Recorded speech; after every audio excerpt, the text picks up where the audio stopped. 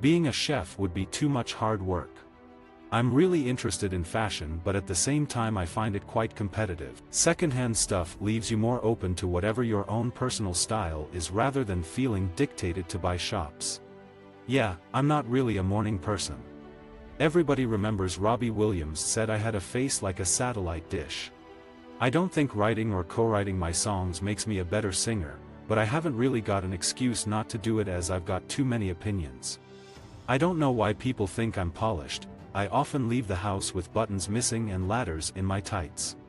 In terms of influence, my style icons have been a mixture of Julie Andrews and Olivia Newton-John. When I was little I used to watch Grease, Mary Poppins and The Sound of Music a lot. If you put all those things together you do kind of get my outfits. A slightly tardy nanny in a second-hand outfit. That is pretty much what I wear. A good song is a good song whatever your age. I'm happy that I have a look, but I don't overanalyze whether or not it's beautiful or ugly. I'm a little bit allergic to the whole brand thing to be honest, but maybe it's just happening around me and I'm not really aware of it.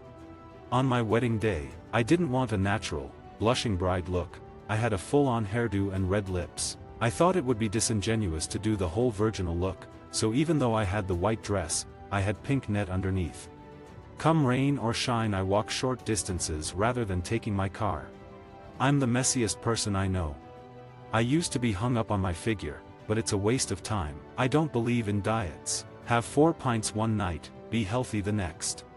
Some people can get away with being very sexy to men and not looking like a complete cow, but I didn't think I was in a position where people knew me well enough. 2 premature babies was not a genetic thing, we were just unlucky. I've got a thing for footwear. I have about 200 pairs of shoes from all over the world.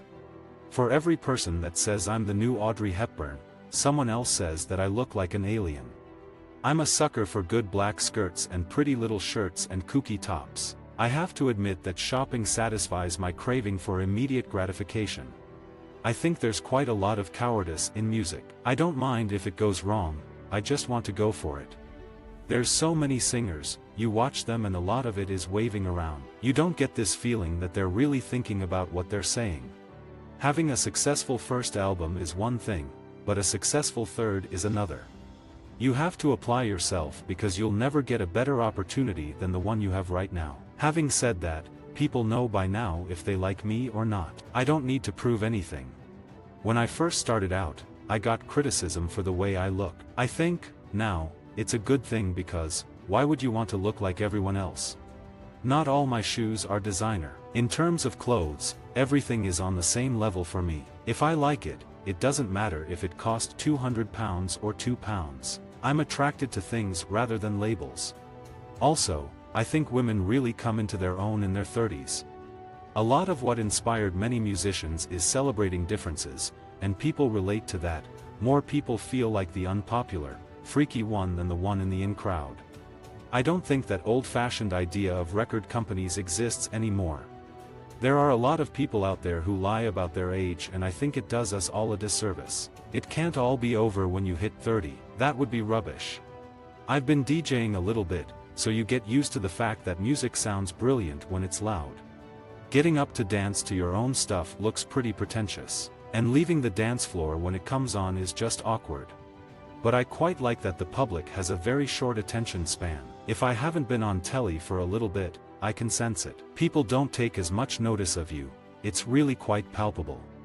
I don't think anyone doubts my motives, really. I do what I do and it's not very complicated. Of course, you might hate the music that I make, but I don't think people feel threatened by me just getting on with what I'm up to.